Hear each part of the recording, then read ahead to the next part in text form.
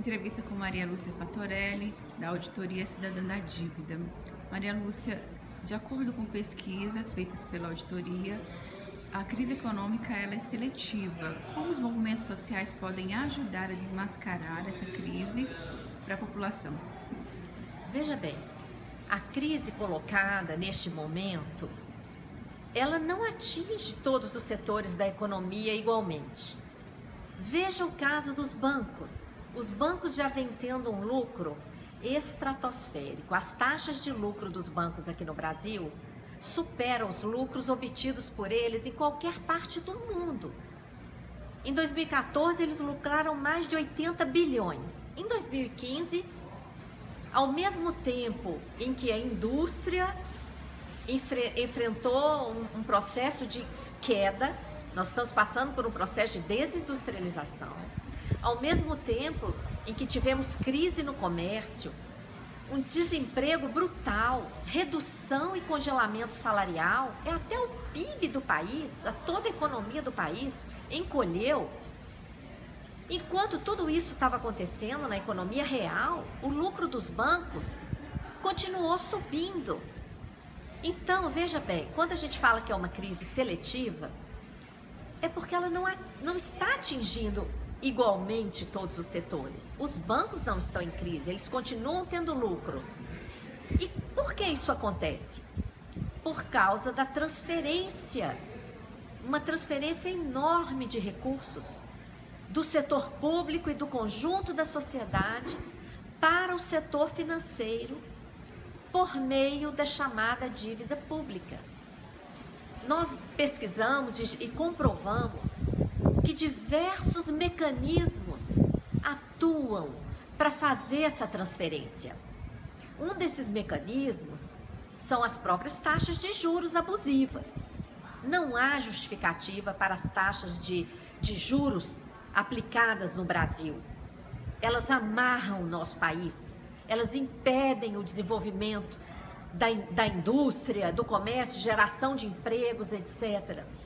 Ela atrapalha o trabalhador que precisa fazer um financiamento para adquirir sua casa própria.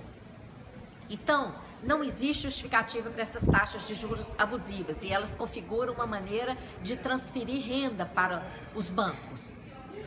Da mesma forma, outros mecanismos criam dívida pública. São vários mecanismos que criam dívida pública sem contrapartida alguma à nação. Então, é fundamental que possamos esclarecer esses mecanismos para a sociedade, não é? Porque nós é que pagamos essa dívida. Nós pagamos essa dívida por meio da redução dos nossos salários, nós pagamos por meio dos tributos que pagamos embutidos em tudo que consumimos e pagamos também com a ausência dos serviços públicos a que temos direito. Serviços públicos de educação, de saúde, de transporte, segurança, a que temos direito, a que pagamos por eles e não recebemos devidamente. Então, temos que ter um pouco de cuidado na hora de abordar essa questão da crise, para também não aceitarmos que essa crise é algo que teria sido inevitável e que agora, diante da crise, temos que nos sujeitar ao ajuste fiscal, às reformas que retiram direitos e etc. Não, essa crise foi uma crise programada, projetada para acontecer, para amarrar o nosso gigante Brasil, para possibilitar a contínua entrega do nosso patrimônio por meio das privatizações, para possibilitar a contínua entrega das nossas riquezas minerais e agrícolas a preços ridículos, estabelecidos nas bolsas de Chicago e Londres. Por que nos submetemos a isso? Então, temos que também questionar. Peraí, de onde vem essa crise? Quais os fatores que condicionaram essa crise? E por que o nosso Banco Central não utiliza os mecanismos que foram utilizados inclusive nos Estados Unidos para enfrentar a crise. O que fizeram os Estados Unidos? O que o Banco Central norte-americano fez diante da crise? Emitiu moeda. Tem um documento oficial do Departamento de Contabilidade dos Estados Unidos, semelhante à nossa CGU, que comprova que a partir de 2007, quando veio a crise nos Estados Unidos, o Fed, o Banco Central americano, emitiu nada menos do que 16 trilhões de dólares, mais do que um PIB americano. Emitiu e injetou dinheiro na economia, acelerou investimentos e tá aí, ó, dentro de pouco tempo, Estados Unidos já está lá crescendo de novo.